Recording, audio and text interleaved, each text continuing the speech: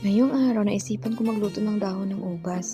O mas kilala itong waraga inab sa bansang Saudi Arabia o kung saang lugar na sakop ng mga Arabo. Itong dahon ng ubas, mayroon itong klaseng fresh at saka hindi fresh. Itong hinahawakan ko hindi na po ito fresh, nakalagay na po ito sa isang bote na mabibili sa mga tindahan. Itong dahon ng ubas, pwede itong gawing ulam.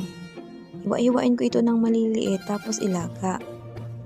Sa isang bote na to, madami itong laman. Ito ay nabinawasan ko na at niluto nung nakaraan. Sa pagyayadyad, depende sa inyo kung anong gusto nyong klaseng yadyad o hiwa. Ang sa akin kasi ganitong hiwa yung gusto ko, hindi ganong maliit, hindi ganong malaki.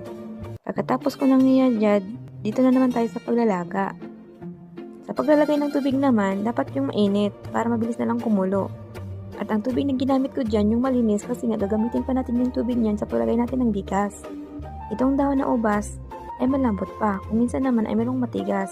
Mas maganda yung malambot kasi nga, lutuin natin 5 minutes o 10 minutes ay luto na. Dito na naman tayo sa sangkap na gagamitin.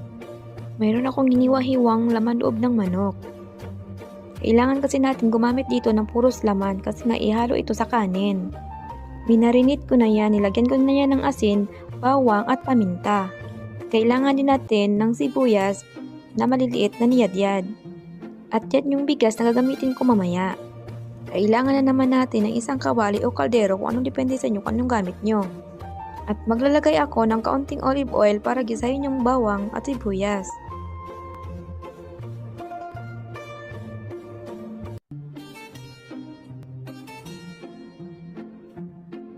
Nang maluto na yung aking sibuyas, ay sinunod ko naman yung manok. Oo nga pala, hindi ko nilagyan ng bawang kasi nga yung kasama ko ay ayaw niya talaga sa amoy ng bawang.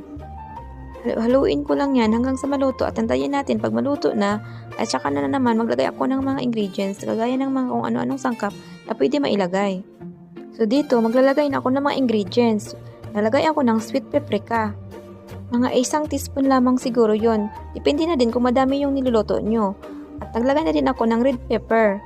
At kailangan din natin dito ng pomegranate na syrup. 3 kutsara na pomegranate ay okay na.